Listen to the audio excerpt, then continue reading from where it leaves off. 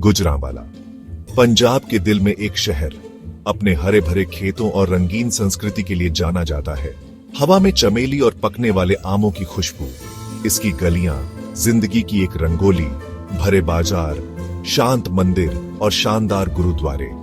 जिंदगी अपनी ही रफ्तार से चलती थी, एक लय जो समय जितनी पुरानी थी, लेकिन 1947 एक भयानक धुन लेकर आया।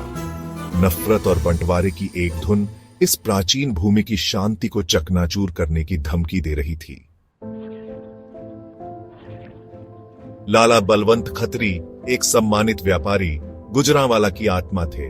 उनका दिन स्थानीय मंदिर में प्रार्थना से शुरू होता था। वे अपनी दोपहर अपने कपड़े की दुकान पर बिताते थे। उनके हाथ कपड़े पर रंगीन सपने बुनते थे।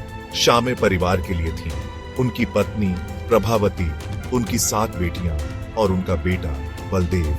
उनके घर में हंसी गूंजती थी, उनकी खुशी का प्रमाण। उन्हें क्या पता था, एक तूफान आ रहा था जो उनकी दुनिया को अंधेरे में डुबोने की धमकी दे रहा था। 1947 भारत आजादी की कगार पर, लेकिन आजादी एक भयानक कीमत पर मिली। बंटवारा।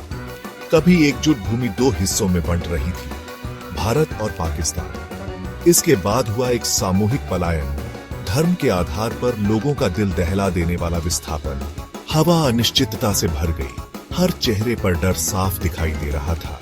गुजरांवाला को परिभाषित करने वाली सद्भावना धीरे धीरे संदेह और भय में बदल रही थी। एक दोपहर एक सिख डाकिया, लाला बलवंत का दोस्त, उनके दरवाजे पर आया। उसके चेहरे पर चिंता की लकीरें थीं। उसने बढ़ते तनाव की बात की, हिंदू परिवारों को निशाना बनाने वाली हिंसा की अफवाहों की। उसने लाला जी से जाने का आग्रह किया, कहीं और सुरक्षा तलाशने का। लाला बलवंत ने सुना, उनका दिल जोर से धड़क रहा था, लेकिन उन्होंने चेतावनी को नजरअंदाज कर दिया। उनका परिवार पीढ़ियों से गुजरांवाला में रहता था, यह उनका घर था। वह सोच भी नहीं सकते थे कि उनका अपना शहर उनके खिलाफ हो जाएगा। जैसे ही अंधेरा हुआ, शहर का असली चेहरा सामने आया। भीड़ सड़कों पर घूम रही थी, उनके नारे जहर से भरे हुए थे। आखिरकार डर ने लाला बलवंत के दिल को जकड़ लिया। उन्होंने अपने परिवार को इकट्ठा किया। उनके चेहरे दहशत से पीले पड़ गए थे। उनके दिमाग में बस एक ही जगह थी, स्थानीय गुरुद्वारा। सिख समुदाय ने खुले हाथों से उनका स्वागत किया। उन्हें अपने मंदिर की पवित्र दीवारों के भीतर शरण दी। लेकिन इबादत का घर कितना सुरक्षित हो सकता है जब इंसानियत का ताना बाना ही टूट रहा हो। उनका पनाहगाह ज्यादा देर तक नहीं टिक सका। भीड़ गुरुद्वारे पर टूट पड़ी। उनकी आंखें कट्टरता से जल रही थी। उन्होंने फाटकों को तोड़ दिया। उनके पाकिस्तान का मतलब क्या, ला इलाहा इल्लल्लाह के नारे रात को चीरते हुए गूंज रहे थे। महिलाएं चीख रही थीं, बच्चे रो रहे थे। हवा डर और आने वाले कयामत की बदबू से भर गई। लाला बलवंत, उनका दिल डूबता हुआ असहाय होकर देख रहे थे, क्योंकि गुरुद्वारे की पवित्रता का उल्लंघन किया जा रहा था। फंस गए, कहीं जाने के लिए जगह नहीं। लाला बलवंत को एक असंभव विकल्प का सामना करना पड़ा। भीड़ का इरादा साफ था, महिलाओं का अपहरण करना और उनका धर्म परिवर्तन कराना। उनकी बेटियां, उनकी प्यारी बच्चियां मौत से भी बदतर भाग्य का सामना कर रही थीं। उनका दिमाग तेजी से दौड़ रहा था, किसी समाधान की तलाश में, लेकिन कोई हल नहीं था। उस अकल्पनीय निराशा के क्षण में लाला बलवंत ने एक फैसला किया, एक ऐसा फैसला जो उन्हें हमेशा के लिए सताएगा।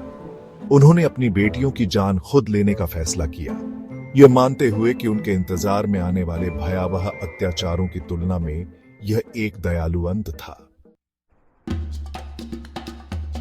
गर्भवती प्रभावती और छोटा बलदेव डर के मारे देखते रहे।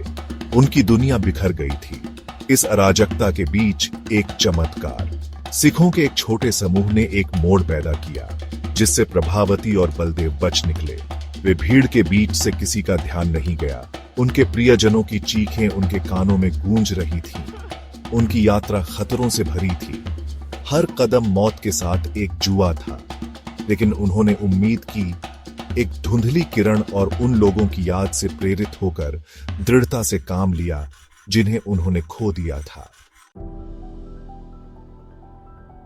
प्रभावती और बलदेव आखिरकार सीमा पार कर अमृतसर में शरण पा गए।